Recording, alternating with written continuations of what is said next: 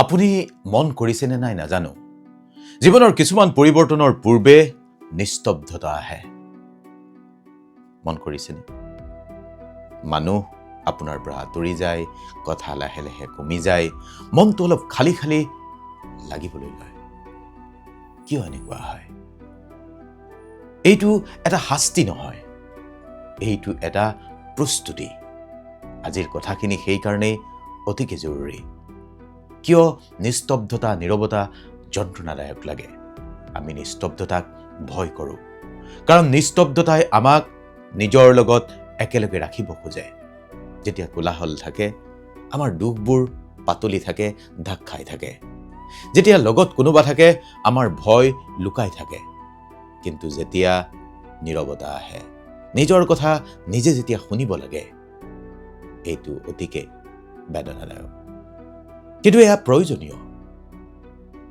কিয় জানে এই যে আপুনি মই আজি কথা পাতি আছো এটা কঠিন সত্য আপোনাক ক'ব খুজিছোঁ আপুনি সলনি হ'বলৈ আৰম্ভ কৰিছে ইতিমধ্যে আৰু যেতিয়াই আপুনি সলনি হ'বলৈ আৰম্ভ কৰিছে কিছুমান মানুহ আঁতৰি গৈছে কাৰণ আপোনাৰ নতুন ভাৰ্চনটোৱে তেওঁলোকৰ কমফৰ্ট নষ্ট কৰিছে বা কৰিব আপুনি বেয়া হোৱা বাবে নহয় আপুনি আগবাঢ়ি যোৱা বাবে তেওঁলোকে অলপ কষ্ট পাইছে নিসংগতা আৰু নিস্তব্ধতা একে নহয় লনলিনেছ এয়া হৈছে মানুহ থকাৰ পিছতো আপুনি শূন্যতাত থকা আৰু অকলশৰীয়া মানে নিজৰ লগত থাকি আপুনি শক্তি পোৱা যেতিয়া আপোনাৰ গ্ৰোথ আৰম্ভ হৈছে নিসংগতা লাহে লাহে এলোননেছ হৈ পৰিছে নীৰৱতাই আপোনাক কি শিকায় প্ৰশ্ন কৰিছোঁ আপোনাক আজি এই নীৰৱতাই আপোনাক তিনিটা কথা শিকাইছে এক কোনটো কণ্ঠ আপোনাৰ নিজৰ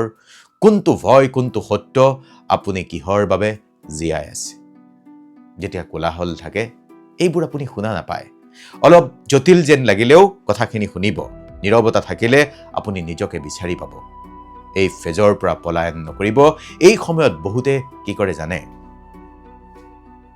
ৰিলেশ্যনশ্বিপত আহে ফোনত ব্যস্ত হৈ পৰে কনষ্টেণ্ট কিছুমান ডিষ্ট্ৰেকশ্যন বিচাৰে কিন্তু এই ফেজ এৰিলে গ্ৰোথ আপোনাৰ লাহে লাহে পিছুৱাই যায় এইটো ছিজন পলায়নৰ নহয় এইটো ছিজন সহ্য কৰাৰ ছিজন আপুনি অকলশৰীয়া নহয় আপুনি প্ৰস্তুত হৈ আছে জীৱন যুদ্ধৰ বাবে গছ যেতিয়া ডাঙৰ হ'বলৈ লয় শিপাবোৰ বহু গভীৰলৈ শিপাই যায় আপুনি হয়তো জানে শিপাবোৰ দলৈকে প্ৰসাৰিত হওঁতে মাটিৰ তলত নীৰৱতাৰে কাম চলি থাকে আৰু সেই কাৰণেই কৈছোঁ আপোনাৰ নীৰৱতাত আপোনাৰ নিস্তব্ধতাত আপোনাৰ শক্তি বৃদ্ধি হৈ আছে শক্তি আপুনি সঞ্চয় কৰি আছে এই ফেজত কি কৰিব এনেকুৱা পৰ্যায়ত আপুনি তিনিটা কাম কৰক নিজকে ব্যাখ্যা নকৰিব একেলগে সকলো সমস্যা সমাধান কৰিম বুলি নাভাবিব নিজৰ লগত আপুনি সৎ হওক নীৰৱতাই আপোনাক ভাঙিব নোৱাৰে যদি আপুনি তাক বুজি পায় অকলশৰীয়াই মানে নিসংগতাই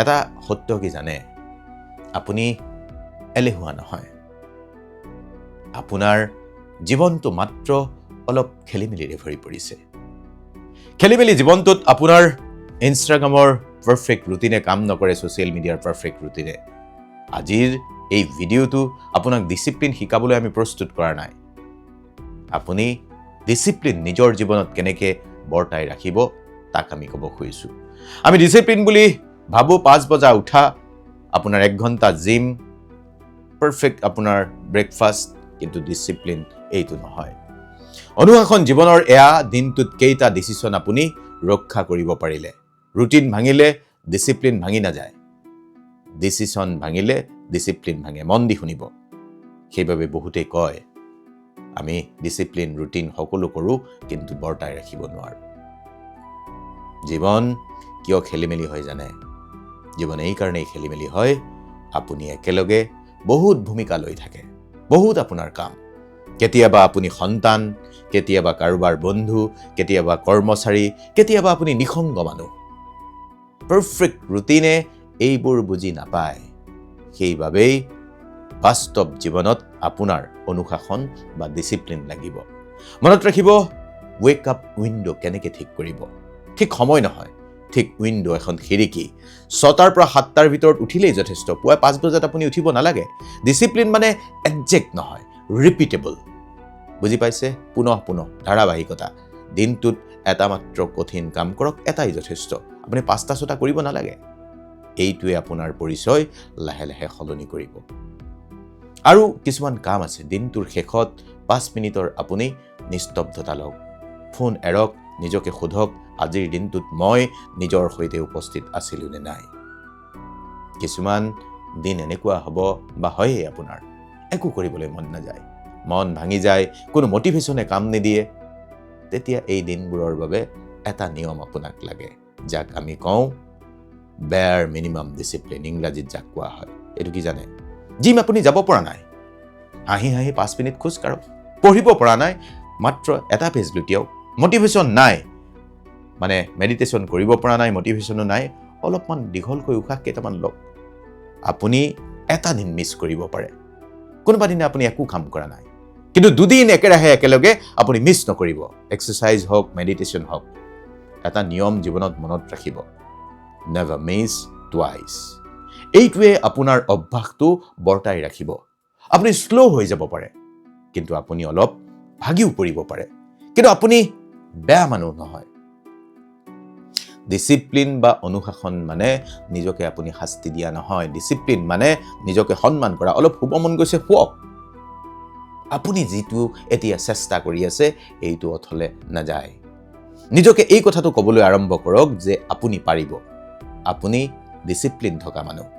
ডিচিপ্লিন থকা মানে প্ৰমাণ নিখুঁত নহ'লেও চলিব, কেৱল আপোনাৰ ডাইৰেকশ্যন স্পষ্ট হ'ব লাগিব।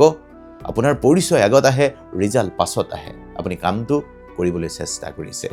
যদি আপোনাৰ জীৱন অলপ খেলিমেলি, কিন্তু আপুনি এতিয়াও চেষ্টা কৰি আছে, আপুনি চেষ্টা কৰিলে সলনি কৰিব পাৰিব। জীৱনত কিছুমান কথাই এনেকুৱা ধৰণে কাম নকৰে, যিবোৰ কথা আপুনি অনুশাসন বুলি ভাবে, যিবোৰ কথাৰ কাৰণে নিজকে ডিচিপ্লিন, নিজকে ৰুটিন বনা মানুহ বুলি আপুনি শাস্তি দিবলৈ লয়। সেইবোৰ কৰাৰ প্ৰয়োজন নাই। আপুনি কেৱল এই কথাটো মনত ৰাখিব, নিৰবিচ্ছিন্নভাৱে আপুনি কামটোত লাগিব পাৰিছে। কেতিয়াবা ব্ৰেক হ'ব পাৰে, আমি তাকেই এই ভিডিঅ'টোত আপোনাক বুজাই ক'বলৈ চেষ্টা কৰিছোঁ। আপুনি যেতিয়া কোনো এটা কামত লাগি আছে, ধাৰাবাহিকভাৱে লাগি আছে, দৈনিক কৰি আছে, সফল হোৱা নাই, একঘেয়ামি আহি গৈছে, তাৰ পিছতো আমি আপোনাক কৈছোঁ, আপুনি কেতিয়াবা এদিন কোনোবাটো সময়ত মন নাই, নকৰিব, কিন্তু একেৰাহে 2 দিন নকৰাকৈ নাথাকিব। সেইটোৱেই হ'ল মানুহৰ জীৱনৰ ডিচিপ্লিন।